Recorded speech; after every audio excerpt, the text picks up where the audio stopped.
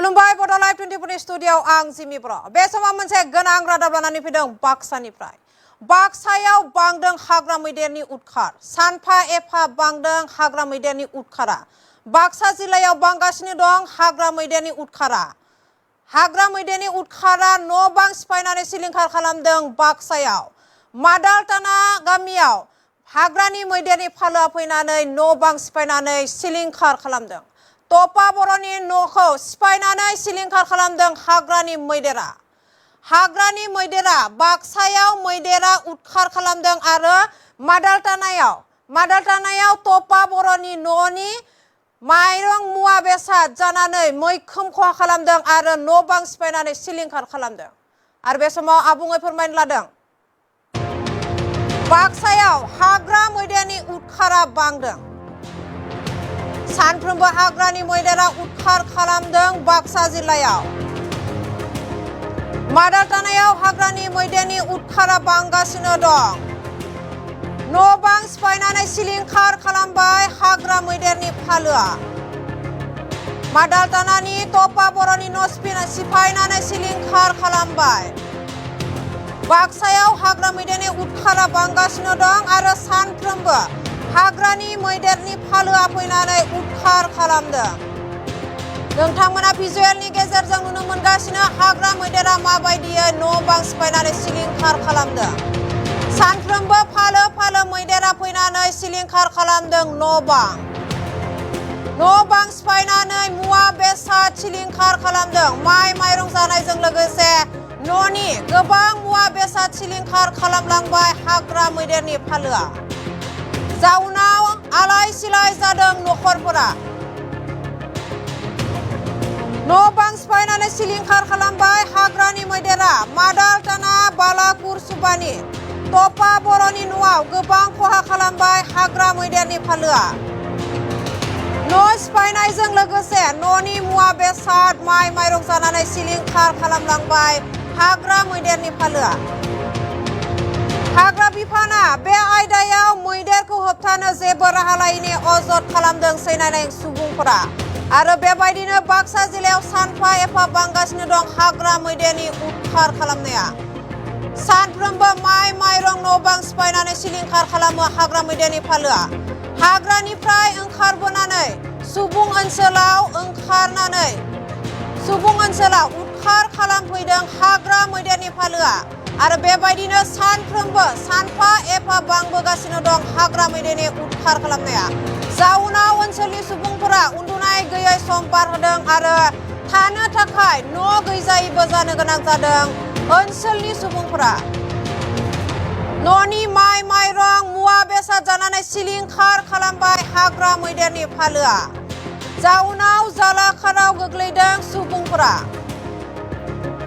आरो बेबायदि मैदेरनि उदखारखौ होबथानो थाखाय हाग्रा बिफाना जेबो राहा लायैनि अजद खालामदों सैनांनाय सुबुंफोरा।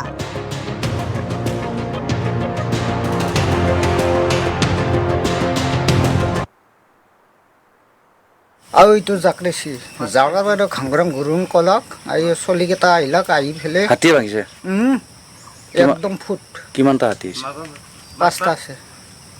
পাঁচটা আছে ৰাতি আহিছিল ৰাতি কি কি ক্ষতি কৰিছে মানে চাউল খালাক তেলটো খালাক তাৰমানে মই আনিছিলোঁ মাত্ৰ 2 পেকেট 1 পেকেটটো শেষ মানুহ কিবাকে মানুহ ক'ত ঘৰৰ ভিতৰতে আছিল? ভিতৰতে আছিল।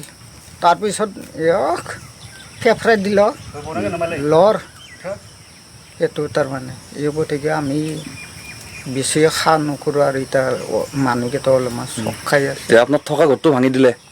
এইটোৱে আমাৰ এই চাউল খাইছি, নিমখ খাইছি, তেল খাইছি আৰু ধান ঘৰ ভাঙছি আৰু ধান নিছি। কেইটা হাতী আছিল? 5টা। প্ৰায়ে হাতী আহে নেকি? সদায় আহি থাকে যোৱাবাৰো ভাঙছি 3বাৰ 4বাৰ হয় ভাঙা একো নাপাওঁ সেনেকুৱা হৈছে আমাৰ। ফৰেষ্টৰ মানুহ আহেনে নাই? নাই কেতিয়াবা আহে এনেই দেখা যায় গুচি যায় সেনেহেন। ভয়তে আছে আপোনালোকে? ভয় আছে আমাৰ ভয় আছে সদায় ভয় কৰি থাকে আৰু ঘুমাব নাপায় ক্ষতি কৰি থাকে ইমান কাম কৰি হাজিৰা কৰি সেনে যদি তাৰ বাৰিষা দিন না ফিতে তুলিব লাগে আলি দিব লাগে সেই এনেকুৱা কথা হৈছে আমাৰ ৰাতি হাতী আহে প্ৰায় আহি সদায় আহি থাকে একদিনে বাছ নাই সদায় আহি এই ঘৰটো ভাঙি গেল আৰু এইটো জাকলেছি জাগাৰ বাইদেউ ঘাংগ্ৰাম ঘুৰুং কলক এই চলিকেইটা আহিলাক আহি পেলাই হাতীয়ে ভাঙিছে একদম ফুট কিমানটা হাতী আহিছে 5টা আছে 5টা আছে ৰাতি আহিছিল ৰাতি কি ক্ষতি কৰিছে মানে চাউল খালাক তেলটো খালাক তাৰমানে মই আনিছিলোঁ সেই মাত্ৰ 2 পেকেট 1 পেকেটটো শেষ মানুহ কিবাকে মানুহ ক'ত ঘৰৰ ভিতৰতে আছিল ভিতৰতে আছিল তাৰপিছত কেফৰাই দিল লৰ এইটো তাৰমানে এই গতিকে আমি বেছি খা নকৰোঁ আৰু এতিয়া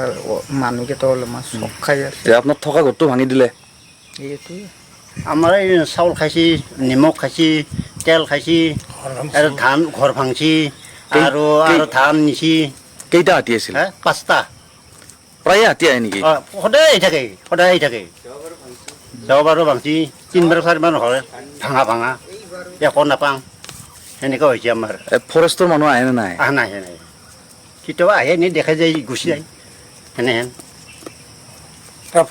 ভয়তে আছে আপোনালোকে এতিয়া ভয়তে আছে ভয় আছে আমাৰ ভয় আছে সদায় ভয় কৰি থাকে আৰু ঘুমাব নাপায় ক্ষতি কৰি থাকে ইমান কাম কৰি হাজিৰা কৰি সেনে যদি তাৰ বাৰিষা দিন না ফিতে তুলিব লাগে আলি দিব লাগে সেই এনেকুৱা কথা হৈছে আমাৰ ৰাতি হাতী আহে প্ৰায় আহি সদায় আহি থাকে একদিনে বাছ নাই সদায় আহি এই ঘৰটো ভাঙি গেল আৰু এইটো জাকলেছি